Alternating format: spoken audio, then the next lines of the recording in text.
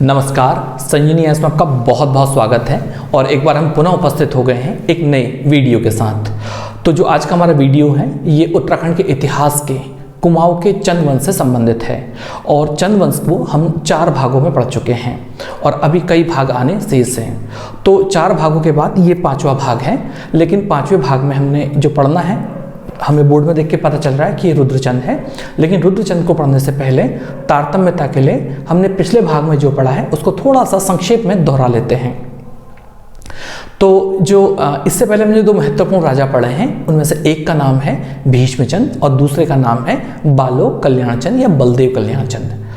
तो अगर हम भीष्मचंद के बारे में बात करें तो हमने ये पाया कि इस समय तक चंदों का लगभग अधिकांश कुमाऊं में या लगभग पूरे ही कुमाऊं में कह सकते हैं प्रकार से राज हो गया था। और साम्राज्य विस्तार होने के कारण जो ये चंद हैं इन्हें अब शासन को नियंत्रित करने की आवश्यकता आन पड़ी और इसमें इनकी राजधानी की स्थिति महत्वपूर्ण बन गई।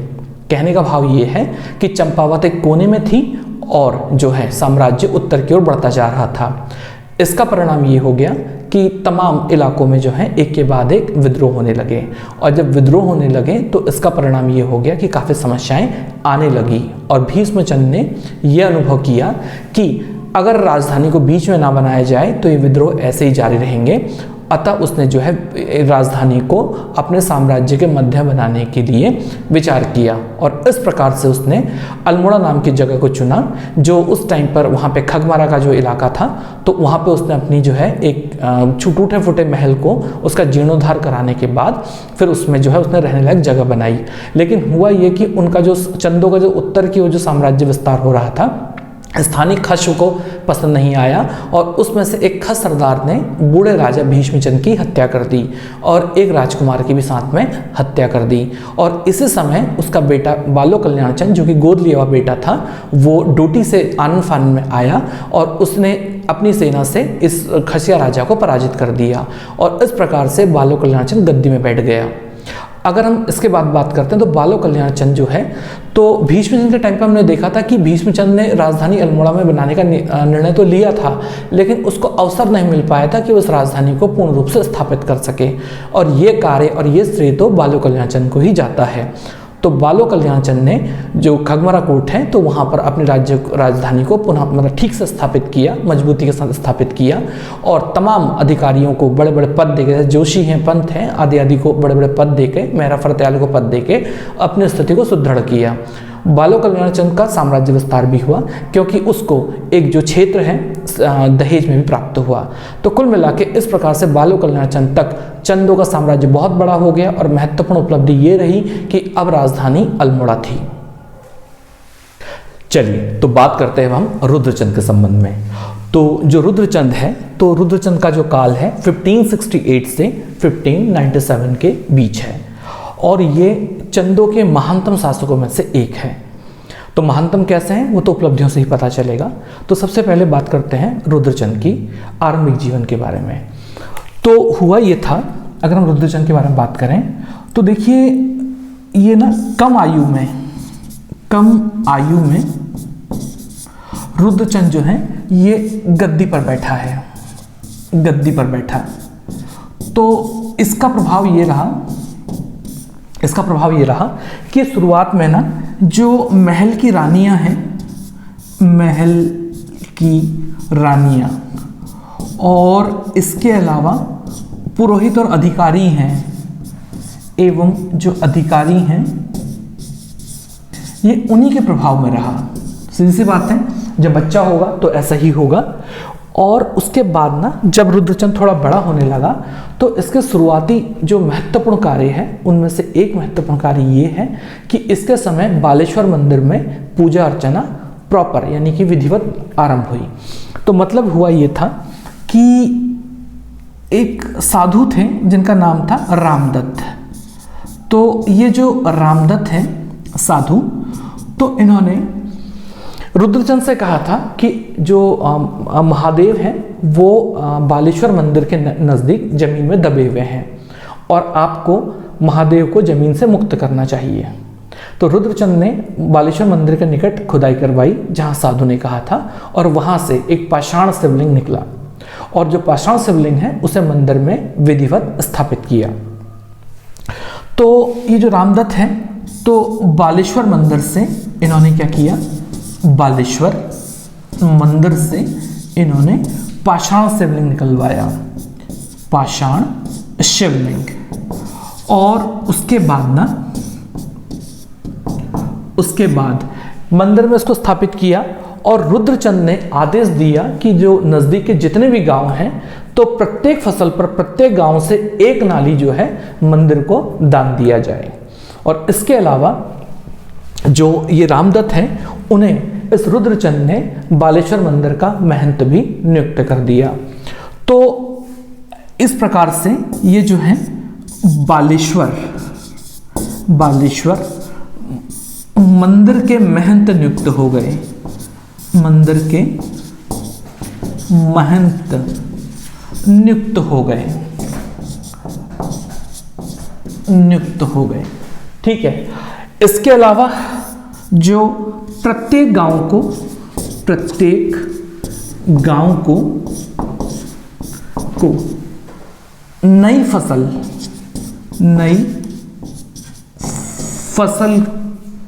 की एक नाली, हमें पता है कि नाली अनाज भरने की एक माप है, एक नाली अनाज देना अनिवार्य कर दिया।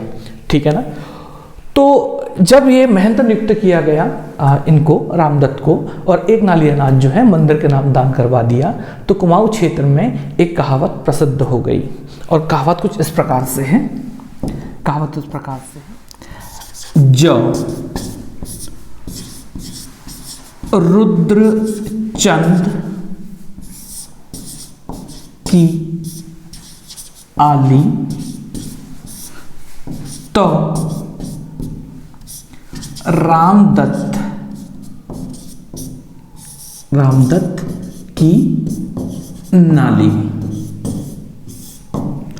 तो ये कहावत जो है कुमाऊं क्षेत्र में प्रसिद्ध हो गई। अच्छा, इसके अलावा जब रामदत्त की मृत्यु हो गई तो रुद्रचंद ने बालेश्वर मंदिर के निकट ही इनकी जो है समाधि बनाई। तो ये भी हमारे लिए बहुत इंपॉर्टेंट है कि बालेश्वर मंदिर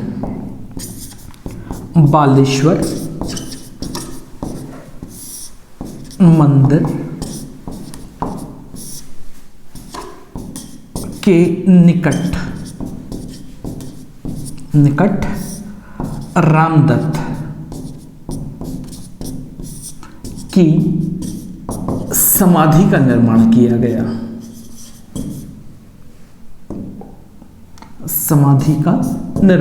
गया, तो ये है बालेश्वर मंदिर, रामदत्त और रुद्रचंद। तो रुद्रचंद के जीवन की महत्वपूर्ण घटनाओं में से एक घटना है कांतोगोला यानी शाहजहांपुर के मुसलमान सूबेदार हुसैन खां कश्मीरी का आक्रमण। तो हुसैन खां कश्मीरी ने उत्तराखंड क्षेत्र पर आक्रमण किया था और ये एक बहुत महत्वपूर्ण घटना सिद्ध हुई। तो सबसे पहले हम बात करते हैं हुसैन खां कश्मीरी के बारे में। तो ये जो हुसैन खां कश्मीरी है, अगर हम इसके बारे में बात करें तो इसने आक्रमण कब किया था ये अलग बात है, लेकिन इससे पहले हमें यह समझना चाहिए था इसने आक्रमण क्यों किया था। तो इसकी जानकारी हमें फरिश्ता से मिलती है और फरिश्ता का वर्णन एटकिंसन करते हैं। तो फरिश्ता में लिखा हुआ है कि भारत में उस वक्त उत्तर भारत में 5 राजा और दक्षिण भारत में 5 राजा ऐसे थे जो बहुत ज़्यादा शक्तिशाली थे और इनके अधीन बड़े बड़े क्षेत्र थे और कई इनके अधीन राजा राज करते थे।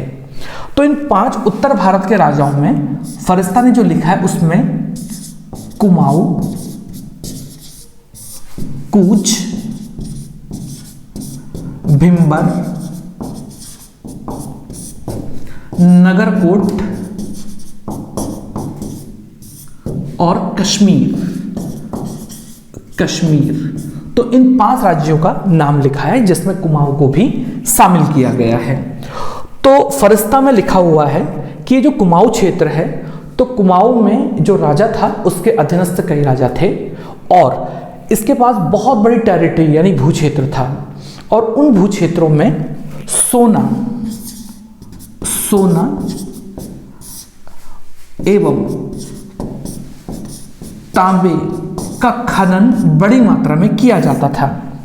तो यहाँ पर जो है नदियों के रेत को धो के सोना निकाला जाता था और तांबे की भी माइनिंग खनन किया जाता था। इसके अलावा फरिश्ता में यह भी लिखा है कि इस कुमाऊं क्षेत्र में गंगा और यमुना नदियों का उद्गम होता था और यहाँ के राजाओं की एक परंपरा ये थी कि अपने पूर्वजों के खजाने को खर्च नहीं करते थे, क्योंकि ऐसा माना जाता था कि अगर वो खजाना खर्च करेंगे तो उन्हें निम्न समझा जाएगा और वे दरिद्र बन जाएंगे शीघ्र ही। तो इस कारण से वो अपने पूर्वजों के खजाने को हाथ तक नहीं लगाते थे, इसलिए ठौर ठौर पर 50 जगह अलग अलग नाम से खजाने इकट्ठे हो गए थे। तो इस प्रकार से कुमाऊं क्षेत्र की अमीरी के बारे में फरिश्ता वर्णन करता है। तो लेकिन एटकिंसन ये कहते हैं कि गंगा और यमुना नदी को जो उद्गम होता है वो गढ़वाल से होता है। इसके अलावा तमाम प्रकार के राजा जो थे वो गढ़वाल में थे और इसके अतिरिक्त जो है सोना और तांबे का जो खनन है वो भी मुख्यतः गढ़वाल में होता है।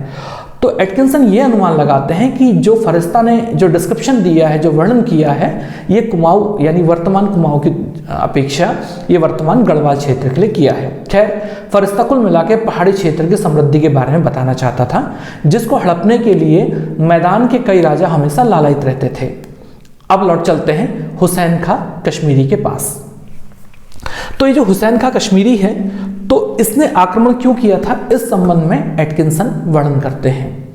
तो एटकिंसन कहते हैं कि हुसैन खां जो था ये बहुत ज़्यादा कट्टर व्यक्ति था और जब कट्टर व्यक्ति था ये धर्मांध मुसलमान था और धर्म के प्रति जो है बहुत ज़्यादा कट्टर था। तो वो इसका एक उल्लेख भी करते हैं। तो एटकिंसन लिखते हैं कि जब ये ना लाहौर का सूबेदार था तो उस वक्त एक घटना घटी। लाहौर का जब सूबेदार था तो उस वक्त एक घटना घटी कि इसने ना एक आदमी जब इसके सामने की ओर आ रहा था तो उसकी बहुत लंबी दाढ़ी थी, लहराती हुई दाढ़ी थी और उस हुसैन खां ने उसे देखा तो हुसैन खां ने उसे सलाम कर दिया। लेकिन बाद में पता चला कि वो व्यक्ति मुसलमान नहीं था बल्कि हिंदू था और इस बात से हुसैन खां बहुत ज़्यादा क्रोधित हो गया और उसने आदेश दिया कि उसके इलाके में प्रत्येक हिंदू जो है अपने कंधे पर एक कपड़े का टुकड़ा लगा के चलेगा ताकि कोई भी मुसलमान उस निम्न हिंदू को जो है सलाम ना कर सके। तो इस प्रकार से हुसैन खां कश्मीरी का नाम हुसैन खां टुकड़िया पड़ गया। तो अगर हम बात करें इसके बारे में तो पहले इसका नाम लिख लेते हैं, हुसैन खां टुकड़िया। तो ये पड़ गया इसका नाम। अब हुआ क्या, ध्यान से समझते हैं इसके बारे में। तो जो हुसैन खां टुकड़िया है तो लाहौर के बाद इसे लखनऊ का सूबेदार बना दिया गया। लखनऊ का सूबेदार बना दिया गया और लेकिन कुछ समय पश्चात जो है इसको सूबेदार पद से हटा दिया गया और अब इसके पास कोई विशेष पद नहीं है। तो ये फ्री हो गया, स्वतंत्र हो गया अपना मनपसंद आक्रमण करने के लिए और इसने आक्रमण का जो क्षेत्र है वो कुमाऊं को चुना। तो एटकिंसन लिखते हैं कि यह धर्मांध मुसलमान था और ये काफिरों के इलाके में उनके मंदिरों को तोड़ना चाहता था और वहां पे लूटपाट करके अपनी धार्मिक संतुष्टि प्राप्त करना चाहता था और इस प्रकार से ये गाजी के रूप में जो है अपने आप को संतुष्ट रखना चाहता था। तो कुल मिला के तो इसने इसलिए कुमाऊं क्षेत्र में वहां के मंदिरों मूर्तियों को तोड़ने और वहां की समृद्धि को लूटने का निश्चय किया। तो ये चला और अवध से होते हुए ये हिमालय की तलहटी में गया और उसके बाद इसने जो है वहां पे लूटपाट करते हुए ये आगे बढ़ा और जब आगे बढ़ा तो इसका जो वर्णन मिलता है वो कुछ इस प्रकार से मिलता है कि जो हुसैन खां टुकड़िया है जब इसने आक्रमण किया तो ये लिखता है कि ये रैका राजा की राजधानी, रैका राजा की राजधानी की राजधानी अजमेरगढ़ ना, अजमेरगढ़ तक पहुंच गया, अजमेरगढ़ तक पहुंच गया, ऐसी जानकारी हमें मिलती है। तो अजमेरगढ़ तक पहुंच गया और ये भी कहता है कि इस स्थान से तिब्बत जो है मात्र 2 दिन की दूरी पर था। तो वहां पर इन लोगों ने खूब ढेर सारी लूटपाट की, मंदिरों को तोड़ा, मूर्तियों को तोड़ा, लोगों को गुलाम बनाया, मारा पीटा और तमाम सारी चीजें की। अब यहां एक खास बात है, खास बात वो ये है कि एटकिंसन कहते हैं कि, और हम पहले भी सीख चुके हैं कि जो रैका उपाधि थी ये डोटी के राजाओं की थी, डोटी के राजाओं की, और उनकी राजधानी भी यही है, शीतकालीन राजधानी भी अजमेरगढ़ है। तो कुल मिला के तो एटकिंसन कहते हैं कि ये कुमाऊं क्षेत्र पर आक्रमण नहीं हुआ, बल्कि ये नेपाल में आक्रमण हुआ, पश्चिमी नेपाल पर ये आक्रमण हुआ। और ये जो हुसैन का टुकड़िया है जो ये कहता है कि तिब्बत 2 दिन की दूरी पर है, तो एटकिंसन कहते हैं वो तिब्बत नहीं कहना चाहता था, बल्कि ये बरमदेव मंडी का उल्लेख कर रहा था। कैसे पता चलता है? क्योंकि हुसैन खां टुकड़िया ने कहा था कि इस तिब्बत वाले इलाके में जो कश्मीरी या तिब्बती सिल्क कह सकते हैं जिसको हम, रेशम, और जो है कस्तूरी दाना जो है वो भी उपलब्ध थे, यानी तिब्बती उत्पाद उपलब्ध थे कहने का मतलब है। तो जो एटकिंसन है कहते हैं कि ये इलाका तो जरूर बरमदेव मंडी है जहां पर ये सारे उत्पाद हमेशा उपलब्ध रहते हैं। तो इस प्रकार से इस समय ये जो आक्रमण हुआ तो ये 69 ईस्वी में हुआ, ठीक है ना, 69 ईस्वी में हुआ। और अब उसके बाद क्या हुआ? तो उसके बाद एक विचित्र घटना घटी। विचित्र घटना ये घटी जब ढेर सारे सैनिक पहाड़ी इलाके में आ गए और जो नक्कारों की आवाज़ थी, घोड़ों के हिननाट की आवाज़ थी और जो सेना का शोरगुल था, तो जैसे अक्सर पहाड़ी इलाकों में होता है वैसे ही हुआ। तो बादल इकट्ठे हो गए और तेजी से बादलों का निर्माण होने लगा और जो है शीघ्र ही मूसलाधार वर्षा हो गई। और मूसलाधार वर्षा के कारण जो है इन सेना के जो घोड़ों को ना घास मिली ना सैनिकों को खाना मिल पाया और इससे बहुत ज़्यादा परेशानी बढ़ गई। लेकिन जो हुसैन का टुकड़िया है वो आगे बढ़ना चाहता था, लेकिन सेना ने आगे जाने से मना कर दिया और विवश होकर उसको वापस आना पड़ा। तो जब वो वापस लौट रहा था तो पहाड़ियों ने अपनी चिर परिचित शैली में ना, ये जो पहाड़ी लोग हैं, पहाड़ी लोग, तो इन लोगों ने अपनी चिर परिचित शैली में जो विष भरे हड्डी की नोक वाले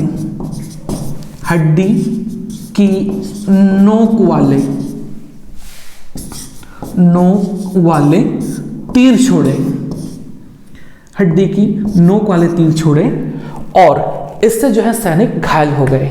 और जब घायल हो गए तो हुसैन खां टुकड़िया कुल मिला के वापस लौट आया। और जब वापस लौट आया तो परिणाम ये हो गया कि तमाम सैनिक जो हैं या तो रास्ते में मर गए थे या फिर वो बीमार पड़ गए थे। और कुछ 6 महीने के भीतर उसके बहुत ज़्यादा सैनिक मर गए। कुछ समय पश्चात हुसैन खां टुकड़िया ने दिल्ली दरबार से मांग की कि उसे कांत ओ गोला अर्थात शाहजहांपुर की सूबेदारी दे दी जाए और दिल्ली दरबार ने उसकी मांग को मान लिया और इस प्रकार से वो काठो गोला या कांतो गोला का सूबेदार बन गया। तो अब बात करते हैं आगे। कांत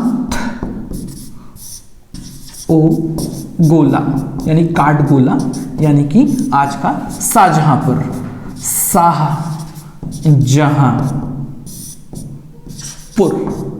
का जो है इसको सूबेदार बना दिया। तो लेकिन हुसैन खां जो है अब ये अपना जो पिछला जो अभियान है उसकी टीस इसके मन में थी, क्योंकि ये अपना अपेक्षित लक्ष्य को पूरा नहीं कर पाया था। तो इसका परिणाम ये हो गया कि ये जो है अब पुनः आक्रमण करने की सोच रहा है। इसके तमाम मित्रों ने इसको समझाया कि पहाड़ी क्षेत्र पर आक्रमण करना उचित नहीं है, लेकिन इसने उनकी एक ना सुनी। तो अगर हम बात करें आगे तो ये उत्तराखंड मान लेते हैं, इससे ये है। तो इसने क्या किया, तो ये जो शाहजहांपुर है अगर हम इसके बारे में बात करें तो देखिए दून घाटी में ना एक जगह थी जिसका नाम था बसंतपुर। बसंतपुर। तो पहले तो इसने शिवालिक क्षेत्र पर कई आक्रमण किए और उसके बाद इसने पूरी ताकत बटोरी और पहला आक्रमण हुआ था 69 में, अब आया 75। तो 1575 में इसने पूरी ताकत झोंक दी बसंतपुर में और इसने वहां भयानक लूटपाट की, लोगों को मारा और पवित्र स्थलों को बर्बाद किया हमेशा की भांति। तो कुल मिला के अब इसकी शिकायतें जो हैं वो दिल्ली दरबार में पहुंचने लगी और वहां इसको वापस बुला लिया गया। और जब ये वहां वापस बुला लिया गया तो ये खुद भी घायल हो गया था और जहरीले तीरों का असर इसको भी होने लगा और कुछ ही दिनों बाद हुसैन खां टुकड़िया की मृत्यु हो गई। तो इसका मतलब ये है कि हुसैन खां टुकड़िया जो है तराई क्षेत्रों पर तो आक्रमण करने में सफल रहा होगा, लेकिन कुमाऊं क्षेत्र के भीतरी इलाकों में यानी हिमालय क्षेत्र में वो गया, ऐसा कोई प्रमाण नहीं मिलता, ऐसा एटकिंसन महोदय कहते हैं। साथ में वो ये भी कहते हैं कि अकबर का एक सूबेदार था जिसका नाम था इब्राहिम इब्राहिम।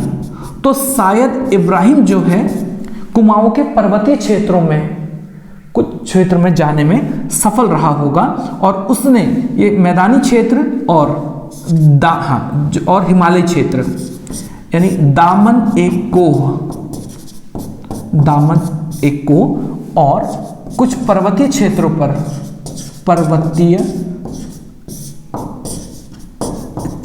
पर आक्रमण करने में वो सफल रहा, शायद ऐसा हुआ होगा, ऐसा एटकिंसन कहते हैं। तो जो दामन कोह है ना, असल में मुस्लिम शासनकाल में जो पर्वत की तलहटी वाला इलाका होता था ना, पर्वत की तलहटी वाला इलाका था, इसी को दामन को नाम दिया गया है। चलिए तो इसके बाद आगे बात करते हैं। तो स्थानीय किंवदंती इसके आगे की घटना का वर्णन करती है और इस संबंध में एक कथा इस प्रकार प्रचलित है कि जब हुसैन खां टुकड़िया का आक्रमण हुआ और उसके कुछ समय पश्चात यानी कुछ वर्षों पश्चात जब रुद्रचंद वयस्क होने लगा तो उसने अपने तराई भाबर के इलाके पर, तराई भाबर जिस पर मुसलमानों का राज हो गया था, के क्षेत्र पर पुनः अधिकार करने का निर्णय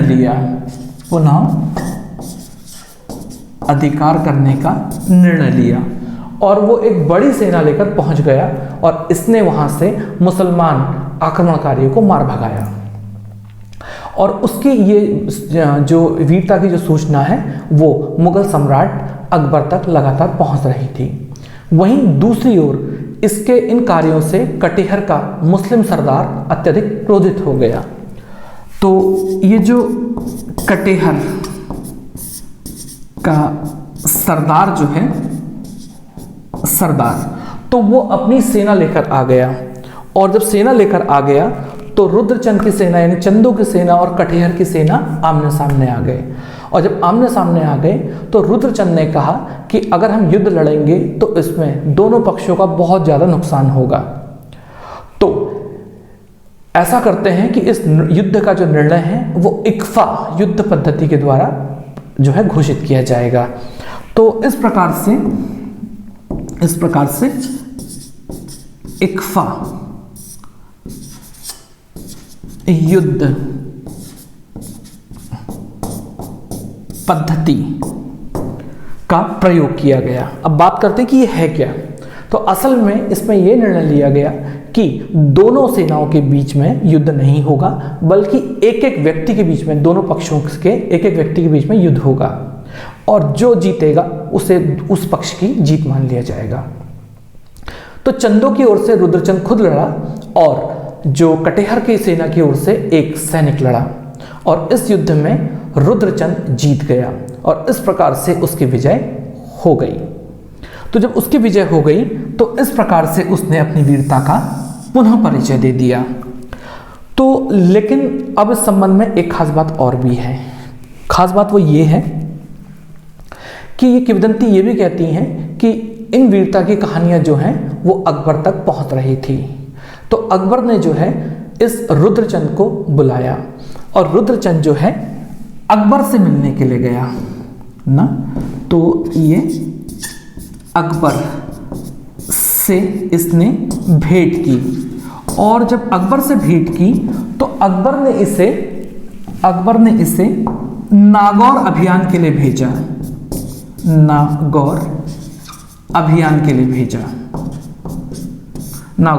भेजा।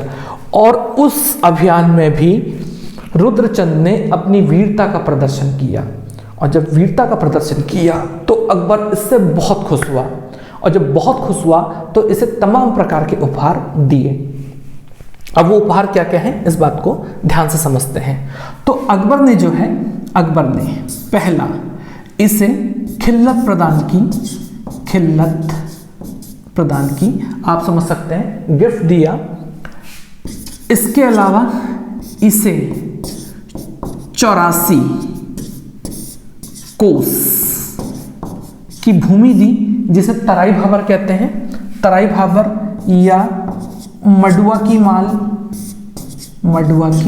माल आदि नाम से भी जा सकते हैं, ये 84 की माल भी कहते हैं इसे, ये भी दिया। इसके अलावा अकबर ने इसे दरबार में उपस्थित रहने से भी मुक्ति दे दी, दरबार में उपस्थिति से मुक्ति दे दी,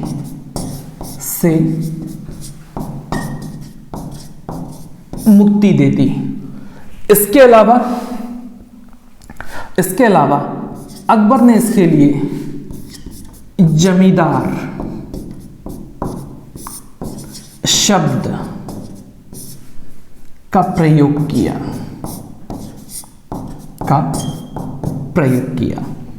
तो ये किंवदंती इतनी तमाम बातों के बारे में बात करती है।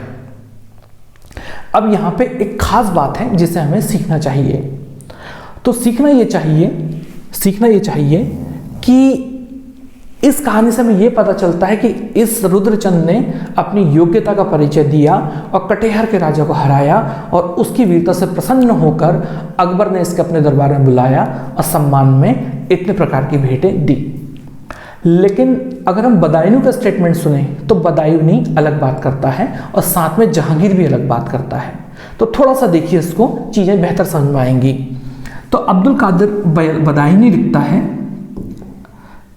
बदायूं, तो ये जो बदायूं है ये क्या कहता है, अब इसको ध्यान से सुनिएगा। तो बदायूं कहता है कि ये जो तिब्बती राजा है, तो ये जो हिमालयी राजा है, तो ये राजा से मिलने के लिए आया था, और राजा से मिलने पे तमाम पहाड़ी उत्पाद लेके आया था, और उसमें एक तिब्बती गाय या पहाड़ी गाय थी जिसे हम याक कहते हैं आज, और इसके अलावा उसमें जो है एक कस्तूरी मृग भी था, लेकिन गर्मी के कारण वो कस्तूरी मृग मर गया था, और इसको मैं ठीक से नहीं देख पाया क्योंकि ये कपड़े से लिपटा हुआ था। और बदायूं ये भी कहता है कि इस राजा को जो है सम्राट से मिलने की जो है सौभाग्य प्राप्त हुआ, और इसके पिताजी ने भी ये इस बात सपने में भी नहीं सोचा होगा कि ये सम्राट से मिल सकता है। एक बात तो ये तो है बदायूं का स्टेटमेंट, और दूसरा है जहांगीर का स्टेटमेंट। तो उसमें ये लिखा है, जहांगीर लिखता है कि ये जो हिमालयी राजा है, तो हिमालयी राजा ने एक रिक्वेस्ट भेजी थी कि टोडरमल का बेटा मुझे सम्राट के पास ले जाए और सम्राट मुझे इस बात की अनुमति दे, और इसकी ये रिक्वेस्ट को स्वीकार कर लिया गया। तो इसका मतलब ये है कि ऐसा कोई युद्ध नहीं हुआ था, बल्कि रुद्रचंद ने सामान्य परिस्थितियों से प्रभावित होकर एक रिक्वेस्ट भेजी थी, एक प्रार्थना की थी, और उसके अंतर्गत ही उसको राजा से मिलने की अनुमति प्राप्त हो सकी। चलिए अब हम इस रुद्रचंद के काल में कुछ सरकारी आंकड़ों का वर्णन करते हैं जो हमें मुगल अभिलेखों से प्राप्त होते हैं। तो मुगल अभिलेखों से जो आंकड़े में प्राप्त होते हैं, तो उसके अनुसार ये जो अकबर है, तो इसके काल में ना ये उत्तराखंड का जो तराई वाला इलाका है, इन इलाकों को मुगल राज्य में दर्शाया गया है, और इस क्षेत्र के लिए कुमाऊं सरकार शब्द का प्रयोग किया गया है। कुमाऊं सरकार शब्द का प्रयोग किया गया है। और ये जो कुमाऊं सरकार है, तो अगर हम इसके बारे में देखें तो इसमें कुल 21 महाल थे, यानी ये कुल 21 क्षेत्रों में बटा हुआ था और वो 21 क्षेत्र कुछ इस प्रकार से थे। अगर आप इसको जरा ध्यान से देखें तो अकबरकालीन उत्तराखंड और कुमाऊं सरकार में 21 महल थे। तो उसमें नाम पढ़े जा सकते हैं, सरलता से दिखाई दे रहे होंगे, जैसे औदन, भुक्सी, भागसा, बस्तरा, पंचोतर, भकेंडीवार वगैरह वगैरह। तो ये कुल मिला के 21 जो हैं इलाके हैं। तो अब एटकिंसन ना वो ये कहते हैं कि ये पुराना समय का डेटा है और तब से कई इलाकों को नाम बदल चुके हैं या वो किसी दूसरे इलाके में मर्ज हो चुके हैं, तो इसलिए इनको ठीक ठीक वर्तमान स्थिति में पहचानना मुश्किल है। लेकिन तो भी एटकिंसन कुछ इलाकों को ठीक ठीक पहचानने का प्रयास करते हैं और उनके अनुसार अगर देखा जाए तो ये देखिए जरा ध्यान से, तो जैसे भुक्सी या बुक्सर है तो उसको कहा गया है कि ये वर्तमान का रुद्रपुर और किलपुरी वाला इलाका था। इसी प्रकार से सहजगढ़ को आज जसपुर कहा जाता है, गजरपुर को गदरपुर, मलवारा को माल या तराई का इलाका, सीताचौड़, मालचौड़ और कमूस को भाबर के कुछ इलाके, भक्ति या बख्शी जो कि आज नानकमत्ता कहलाता है, और इसी प्रकार से द्वारकोट जो है आज का ठाकुर द्वारा है। तो इस प्रकार से देखा जाए तो कुमाऊं क्षेत्र के जो तराई और भाबर के जो कुछ इलाके हैं इनको कुमाऊं सरकार के अंतर्गत सम्मिलित किया गया था। बात करते हैं कि अकबर के द्वारा जो रुद्रचंद है उसको क्या दिया गया। तो देखिए अगर हम बात करें इसके बारे में, अगर हम बात करें तो अकबर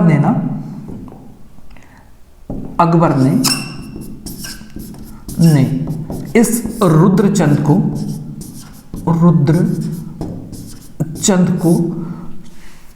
84 माल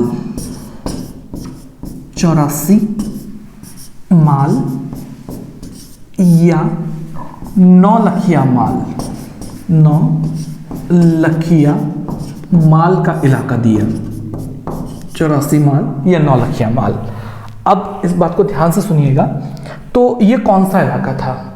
तो दरअसल अगर आप ध्यान से देखें इसे 84 माल, तो इस 84 माल वाले इलाके में पहले तो इसको देखते हैं इस टेबल को, तो इसमें इतने टोटल 7 इलाके थे, यानी वो 7 सब डिवीजन में बटा हुआ था, जिसका नाम था सहजगीर, कोटा, मुंडेया, गजरपुर, भुक्सार, बख्शी और छिंकी।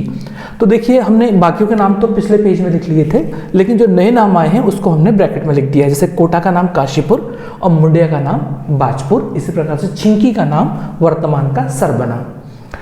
तो कुल मिला के तो ये जो इलाके थे इससे जो बन रहा था तो उसका नाम था 84 माल या 9 लखिया माल। 9 लखिया माल। अब ये नाम ऐसा क्यों पड़ा इस बात को भी सीख लेते हैं। तो देखिए ये जो जमीन थी ये लगभग 84 कोस 84 कोस माइल्स लंबी थी और इसमें से 9 लाख रुपए की आमदनी होती थी इन इलाकों से, इसलिए इसको 84 माल या 9 लखिया माल कहा गया। अच्छा एक बात और सीख लेते हैं साथ में, जैसे देखिए तो ये इलाके हमने पढ़े थे जो कि कुमाऊं सरकार के अंतर्गत थे और 21 महल इसके अंतर्गत शामिल थे। तो इस टोटल जो इलाका था तो अकबर को इससे कितनी आय होती थी? तो ये जो आय है तो इसको यहां लिख लेते हैं। देखिएगा ये है आपके 4 करोड़ 4 लाख 37,700 दाम, यानी इतने इलाके से अकबर को कुल इतनी राशि जो है राजस्व के रूप में प्राप्त होती थी। और तो कुल मिला के जो ये जो इलाके थे ये हमारे शासक रुद्रचंद को आधिकारिक रूप से मिल गए। अब बात करते हैं आगे। तो हुआ ये कि अगर हम इसके बारे में बात करें तो जब ये रुद्रचंद ये वापस अल्मोड़ा को आ रहा था, अल्मोड़ा को, तो अल्मोड़ा से आने से पहले इसने जो तराई भाबर का इसको इलाका मिला था तो वहां पे इसने वहां का प्रबंधन किया और जगह जगह पे गवर्नर अपॉइंट किए। इसके अलावा तो इसका एक अधिकारी है जिसका नाम है काशीनाथ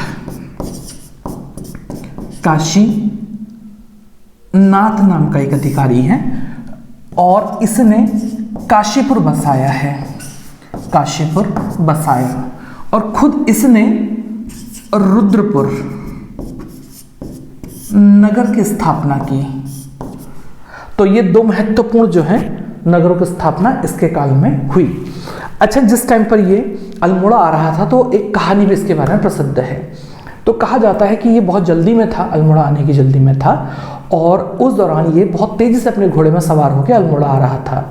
तो रास्ते में एक जगह पर जो घोड़े की लगाम है वो टूट गई और तो घोड़े की लगाम जब टूट गई तो एक सेवक ने, रात्रि का अंधेरा था तो उसने एक सांप पकड़ा और लगाम में बांध दिया और इस प्रकार से जो है रात में जो है ये रुद्रचंद जो है अल्मोड़ा पहुंच गया। जब अगले दिन पता चला कि वो रस्सी नहीं जबकि सांप था तो जो ज्योतिषाचार्य थे तो उन्होंने कहा कि ये शकुन हुआ, यानी कि एक अच्छा शगुन हुआ है, ये शुभ संकेत है। और प्रसन्न होकर रुद्रचंद ने भी उस सेवक के लिए तमाम गांवों से जो है दस्तूर निश्चित कर दिया। तो अब हम अगली घटना के बारे में बात करते हैं जो कि रुद्रचंद के काल की महत्वपूर्ण घटना थी। तो याद कीजिए, पिछले अध्याय में हमने ये पढ़ा था कि जो रुद्रचंद है तो उसके पिता का नाम बलदेव कल्याणचंद या बालो कल्याणचंद था और हमने ये भी देखा था कि जो बलदेव कल्याणचंद था वो सीरा नाम के इलाके को जीतना चाहता था। तो ये जो सीरा है, अगर हम इसके बारे में बात करें तो याद कीजिए ये डोटी राज्य था जहाँ पर हरिमल था, हरिमल और यहाँ पर जो था ये सीरा वाला इलाका है और एक इलाका सोर वाला इलाका था। तो हरिमल की जो बहन थी वो बालो कल्याणचंद की पत्नी थी और बालो कल्याणचंद ने अपनी पत्नी से कहा कि जाओ और अपने भाई से कहो कि मुझे सीरा दान दे दे, यानी दहेज में दे दे। लेकिन हरिमल ने ये कहा कि सीरा हमारे सिर के समान है, ये नहीं दे सकते, हाँ सोर दे सकते हैं। तो इस प्रकार से सोर का इलाका तो मिल गया लेकिन सीरा अभी भी रह गया और बालो कल्याणचंद सीरा को ललचाई हुई दृष्टि से देखते देखते स्वर्ग को सिधार गया, यानी कि उसकी इच्छा पूरी नहीं हो पाई थी।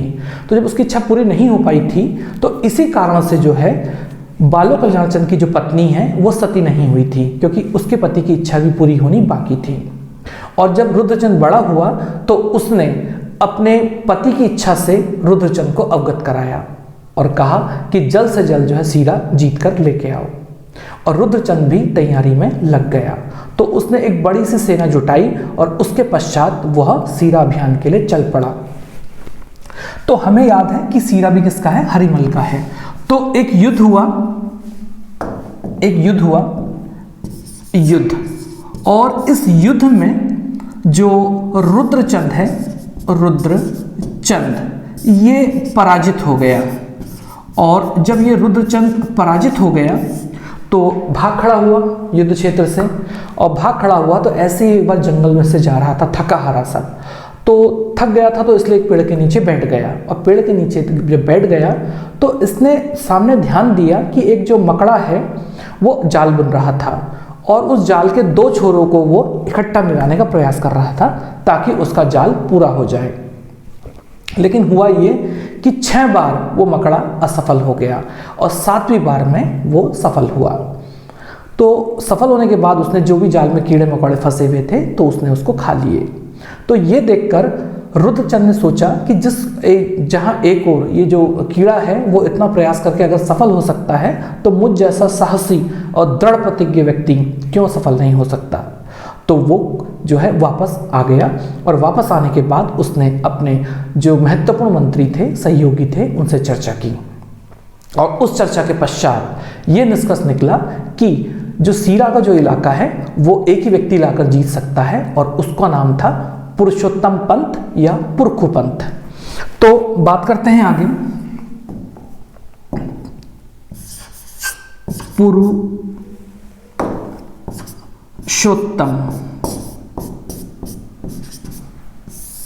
या पुरखू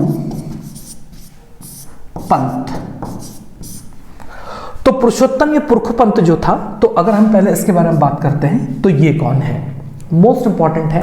अच्छा, मैं एक बात आप लोगों को और याद दिला दूं कि देखिए जैसे मैंने जो देखा, ऑब्जर्व किया विद्यार्थियों को तैयारी करते हुए, तो मैंने कुछ विद्यार्थियों को, सारे तो नहीं कह सकता लेकिन कुछ विद्यार्थियों को देखा कि वो तथ्य के रूप वो रटे जा रहे हैं और जब रटे जा रहे हैं तो मैंने ये पाया कि वो अपने आप को परेशान कर रहे हैं। तो क्या बिना कहानी के क्या तथ्य याद किए जा सकते हैं ढेर सारे और लंबे समय तक? मुझे लगता है शायद ऐसा नहीं हो सकता। तो कुल मिला के हम जब पढ़ाई कर रहे हैं तो उनको पूरी कहानियों के रूप में और पूरी घटनाओं को वास्तविक रूप में समझने का प्रयास कर रहे हैं। तो हम उसको न केवल जो है गहराई के साथ पढ़ रहे हैं, बल्कि उसको हम विश्लेषणात्मक और तुलनात्मक रूप से भी पढ़ रहे हैं, ताकि हम गुण से गुण बातों को सरलता से समझ जाएं और अधिक से अधिक बातों को दीर्घकाल तक याद रख सकें। तो हमारा कोई भी तथ्य नहीं छूटने वाला। कोई तथ्य पहले आएगा, कोई बाद में आएगा, उसके कोई बाद में आएगा और कोई जल्दी भी आ जाएगा, लेकिन कुल मिला के ये तथ्य सिर्फ कहानी के भाग होंगे और इस प्रकार से वो स्वतः ही हमें याद हो जाएंगे। तो चिंता ना करते हुए कहानियों को आराम से सुनिएगा और धीरे धीरे करके आप देखेंगे कि सारा ज्ञान हमें सरलता से याद हो रहा है। निश्चित रहिए। चलिए तो बात करते हैं पुरुषोत्तम पंथ या पुरखू पंथ के बारे में। तो हुआ ये था कि यहाँ पर एक इलाका है जिसका नाम है गंगोली, या जिसे आज गंगोली हाट कहते हैं, गंगोली। तो ये जो आपको याद है मणकोटी राजा थे, तो ये इलाका चंदों का हो गया था। तो यहाँ पर जो है ये जो पुरखू पंथ था, ये यहाँ का एक बहुत ज़्यादा रिच व्यक्ति था और मणकोटी राजाओं से इसका संबंध भी था। तो इसने काफ़ी धन कमाया था और इस प्रकार से एक बड़ा रसूख वाला व्यक्ति था। और रुद्रचंद के सहयोगी ने कहा कि पुरुष पंथ यानी पुरखू पंथ में ही वो योग्यता है कि वह सीरा का जो इलाका है वो जीत कर ला सकता है। तो राजा ने बिना विलंब किए आदेश दिया कि पुरखू पंथ जो है शीघ्र यथाशीघ्र जो है अल्मोड़ा के मतलब राजा के दरबार में प्रस्तुत हो। लेकिन कई बार बुलावा भेजने के बाद भी ये नहीं आया और उससे राजा जो है क्रोधित हो गया और राजा ने आदेश दिया कि अगर पुरखू पंथ नहीं आता है तो उस पर 1 लाख रुपए का दंड लगाया जाएगा और अन्य दंड भी दिए जाएंगे। जब ये खबर पुरखू पंथ के पास पहुंची तो वो बड़ा घबरा गया और घबराने के बाद वो फटे पुराने कपड़ों में राजा के सामने उपस्थित हो गया। और जब उपस्थित हो गया तो राजा से बोला कि महाराज, मैं बहुत गरीब आदमी हूँ, मेरे पास कुछ भी नहीं है देने के लिए, आप लोगों को आपके किसी ने कान भर दिए हैं, महाराज मुझे छोड़ दीजिए। अगर आप मुझे छोड़ देते हैं तो बदले में मैं आपको सीरा और बधानगढ़, जो कि गढ़वाल में है, बदानगढ़, तो इन इलाकों को जीत कर मैं आपके चरणों में रख दूंगा। तो राजा मन ही मन मुस्कुराया, क्योंकि वो यही चाहता था और पुरखू पंथ ने भी यही कहा।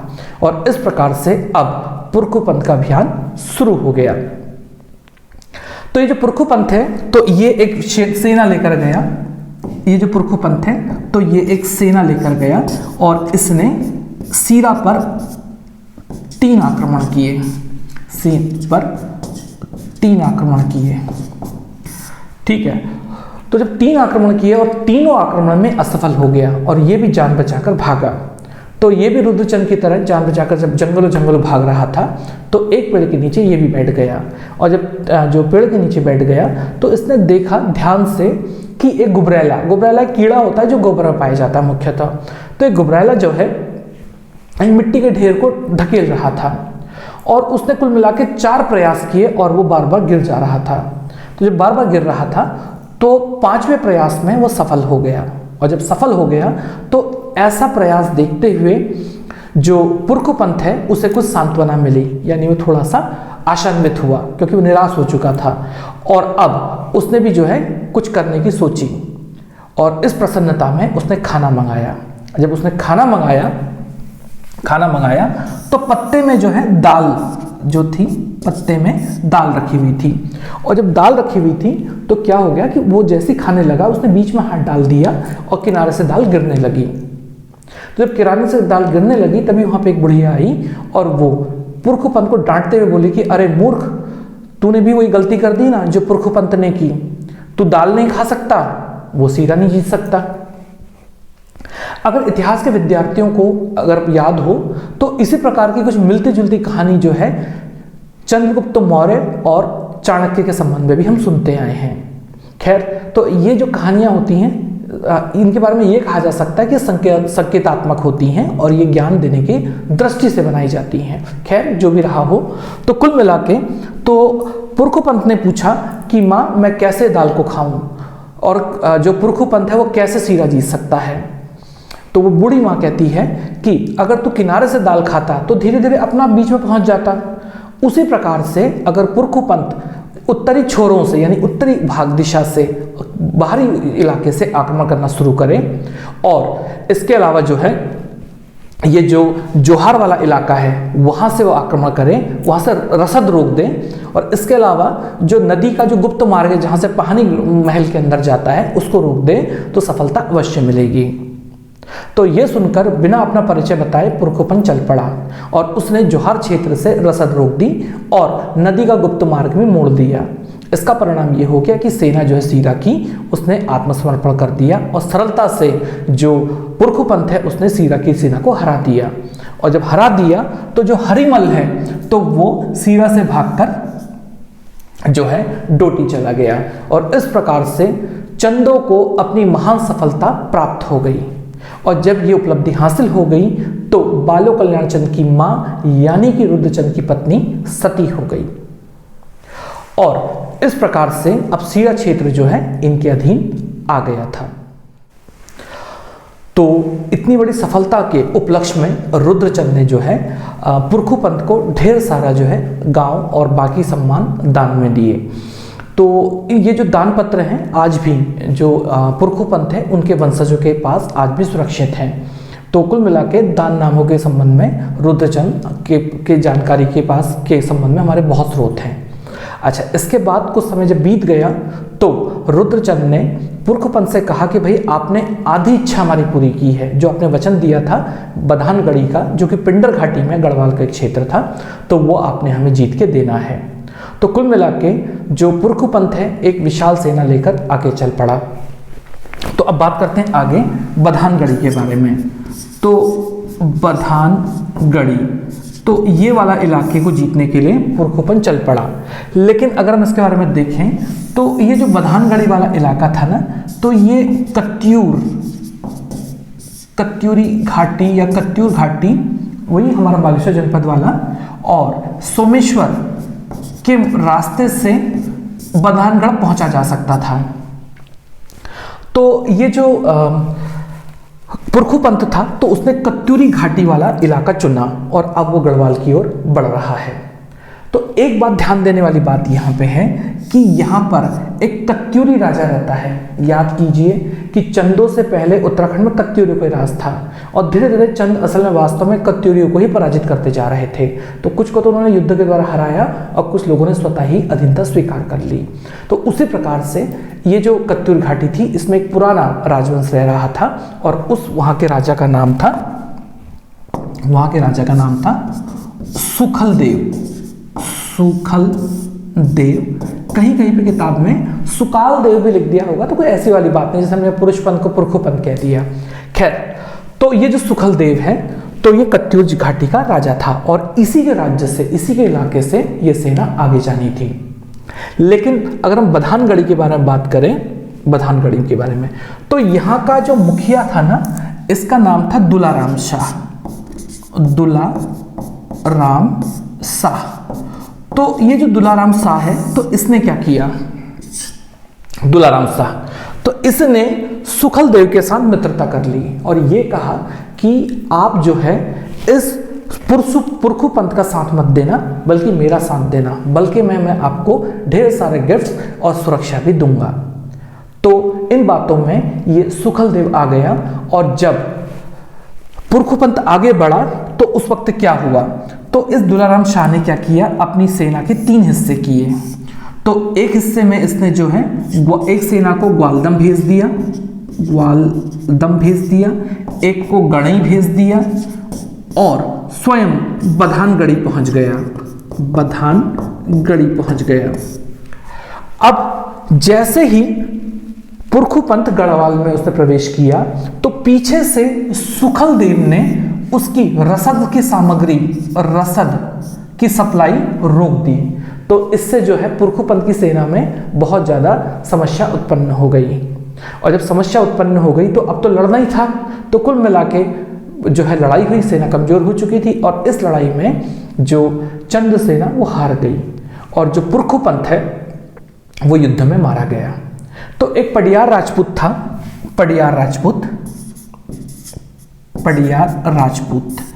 तो इस पडियार राजपूत ने पुरखुपंथ का गला काट के मतलब सर काट लिया। तो दरअसल गढ़वाल के राजा ने ये घोषणा की थी कि जो कोई भी पुरखुपंत का सिर काट के लेके आएगा तो उसको कोस कोस पर या हर पड़ाव में ढेर सारी जमीन दान में दी जाएगी। तो कुल मिला के तो इस प्रकार से पुरखुपंत मारा गया और जो चंद्रसेना के जो बचे कुछ सैनिक हैं वो वापस अल्मोड़ा दौड़ आए। और जब ये सारी समाचार जो है रुद्रचंद को पता चला तो बहुत ज़्यादा क्रोधित हो गया और अब उसने स्वयं सेना का नेतृत्व किया। तो जब सेना का नेतृत्व किया तो सबसे पहले वो कत्यूर घाटी पहुंचा और कत्यूर घाटी पहुंचने पर उसने सुकाल देव है उसको दंड देना का पहला काम किया। तो जैसे वो उसको दंडित करने वाला था तो इस गांव का ही एक व्यक्ति आ गया जिसका नाम था दत्तू। तो दत्तू असल में एक बूढ़ा था, बूढ़ा मतलब ओल्ड एज नहीं, सॉरी, बूढ़े का मतलब है राजस्व का एक अधिकारी था। और इस रतु ने रुद्रचंद से कहा कि महाराज अगर आप इसको मार देंगे तो आपको क्या मिलेगा, बात तो तब है कि इसको सुधार दिया जाए। तो महाराज ये काम मुझको दे दिया जाए, 6 महीने के लिए मुझे काम दे दिया जाए, इसे ना मारा जाए और 6 महीने में मैं इसके व्यवहार को ठीक कर दूंगा। अगर आपको तब भी कोई डाउट होगा तो आप इसको मार दीजिएगा। तो राजा को समझदारी ये बात वाला प्रस्ताव लगा और राजा ने ये बात मान ली। और 6 महीने बाद जब राजा ने दत्तू से कहा कि सुकाल देव को मेरे सामने प्रस्तुत करो तो वो मुकर गया। वास्तव में अंदर से सुकाल देव का ये सहयोगी था और अब राजा का क्रोध 7वें आसमान में पहुंच गया और वो कत्यूर घाटी पहुंचा और उसने जो है बैजनाथ के निकट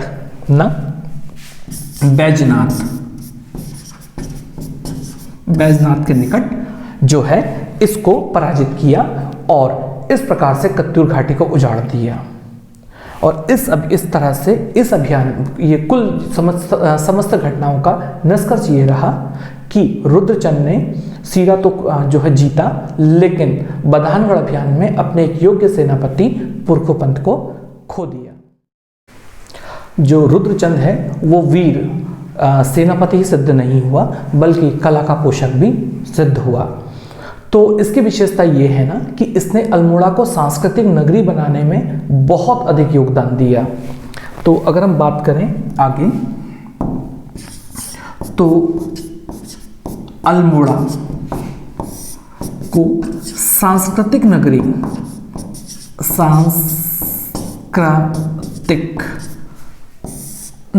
बनाने में बहुत अधिक योगदान दिया। आज भी अल्मोड़ा को कुमाऊं की सांस्कृतिक नगरी कहा जाता है। अच्छा, ये ना संस्कृत भाषा का बहुत बड़ा पोषक था, संस्कृत भाषा का पोषक था, भाषा का पोषक था। अच्छा, इसके अलावा अगर हम इसके बारे में बात करें तो इसके यहाँ ना मतलब जो इसने संस्कृत को बहुत ज़्यादा जो है प्रश्रय आश्रय दिया था और ये कहा जाता था कि इसके यहाँ पे संस्कृत के ऐसे विद्वान थे जो काशी और श्रीनगर के जो हैं विद्वान से संस्कृत में शास्त्रार्थ कर सकते थे। इसके अलावा ये भी माना जाता है कि इसने कई विद्यार्थियों को काशी और श्रीनगर भेजा था संस्कृत भाषा को सीखने के लिए और इस संबंध में इसने कई पाठशालाओं का निर्माण भी कराया था, संभवतः ऐसा माना जाता है। इसके अलावा ये जो खुद विद्वान व्यक्ति हैं और इसने 2 महत्वपूर्ण पुस्तकों की रचना की। तो ये जो 2 महत्वपूर्ण पुस्तक है तो एक का नाम है शेन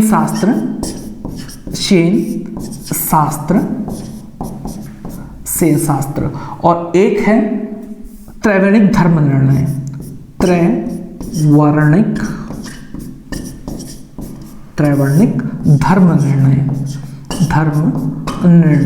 तो ये किताबें जो हैं इसने स्वयं लिखी हैं। तो शेन शास्त्र जो है ये पक्षी आखेट से संबंधित पुस्तक है और इसके अलावा ना ये जो है धार्मिक नहीं, इसे कह सकते हैं आप सामाजिक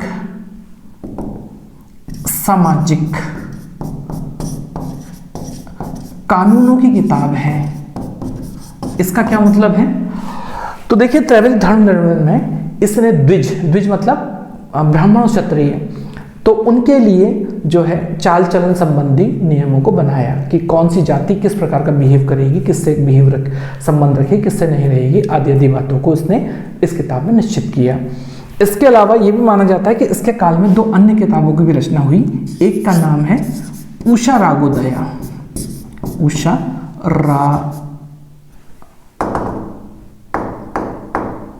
रागोदया, और इसके अलावा ययाति चरित्रम, ययाति चरित्रम। तो माना जाता है कि किताबें इसी के काल में बनी थी, ऐसा विद्वानों का मानना है। ठीक है, तो इसके अलावा अगर हम बात करें तो रुद्रचंद जो है कला के पोषक के साथ साथ स्थापत्य में भी इसने महत्वपूर्ण भूमिका निभाई थी। आपको याद होगा कि अभी हमने थोड़ी देर पहले सीखा था कि जब ये अल्मोड़ा आ रहा था महत्वपूर्ण सफलता अर्जित करके, यानी अकबर से मिलने के बाद, तो उसके बाद इसने अल्मोड़ा में एक किले का निर्माण कराया, किला, और इस किले में बाद में अंग्रेजों ने अपना एक ऑफिस भी बनाया, कार्यालय बनाया। इसके अलावा इसने जो है एक अपने निवास के लिए एक महल भी बनाया, और महल के बगल में देवी और भैरव के मंदिर भी बनाए, देवी और भैरव के मंदिर बनाए। तो इस प्रकार से स्थापत्य में भी इसने बहुत ज़्यादा योगदान दिया। अब रुद्रचंद के संबंध में कुछ और महत्वपूर्ण बातों का अध्ययन कर लेते हैं। तो देखिए, जो रुद्रचंद है, तो रुद्रचंद की 2 संतानें थी, यानी 2 पुत्र थे। तो एक पुत्र का नाम था लक्ष्मीचंद, और इसके अलावा दूसरे पुत्र का नाम था शक्ति सिंह।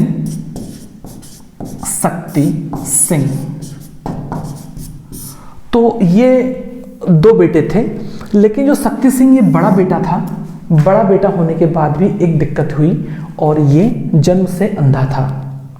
तो शक्ति सिंह को लोगों ने कहा कि अगर आप जितने दान पुण्य करोगे तो आपकी आंखें आ जाएंगी।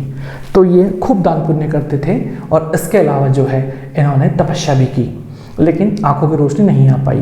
लेकिन शक्ति सिंह एक योग्य व्यक्ति था, और इसने अपनी इस कमी को कमी नहीं बनने दिया, बल्कि अपना सारा समय जो है राजस्व के अध्ययन में लगाया, और राजस्व में तमाम सुधार किए, जैसे भूमि का मापन, और राजस्व में विभिन्न प्रकार के नामों को इन्होंने ही दिया। तो जैसे अगर हम बात करें, जैसे जूला है, जैसे आली है, जैसे नाली है, ये तो शब्द बहुत प्रसिद्ध है आज भी।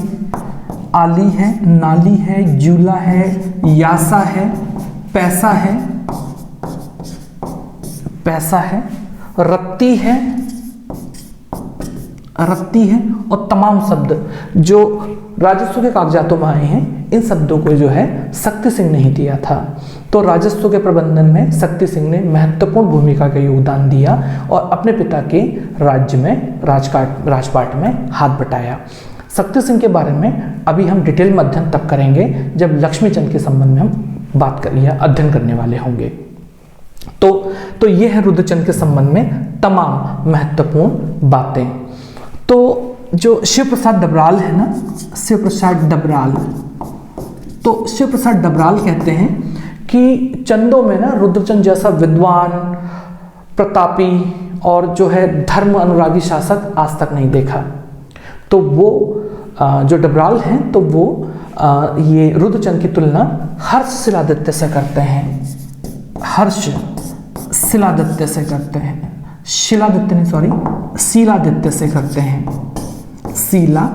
से करते हैं। तो याद कीजिए, या इतिहास के विद्यार्थी जानते होंगे कि हर्ष ने कन्नौज को एक सांस्कृतिक नगरी बना दिया था पूरे भारत की। तो उसी प्रकार से रुद्रचंद ने भी अल्मोड़ा को कुमाऊं के सांस्कृतिक नगरी बना दिया था। इसीलिए डबराल इनकी तुलना हर्ष से करते हैं। इसी प्रकार के विचार जो हैं बद्रीदत्त पांडे ने भी दिए हैं। तो बद्रीदत्त पांडे भी यही कहते हैं कि इतना अच्छा पढ़ा लिखा विद्वान और प्रतापी राजा और कोई नहीं दिखाई देता। तो इस प्रकार से सर्वगुणों से संपन्न ये था हमारा राजा, जिसका नाम था रुद्रचंद। तो मुझे लगता है कि हमारे वीडियो की लेंथ जितनी सामान्यतः होती है 30 मिनट के आसपास, उससे कहीं ज़्यादा हो गई है। तो आज इतना ही करते हैं। अपना बहुमूल्य समय देने के लिए बहुत बहुत धन्यवाद। आपका दिन शुभ हो। नमस्कार।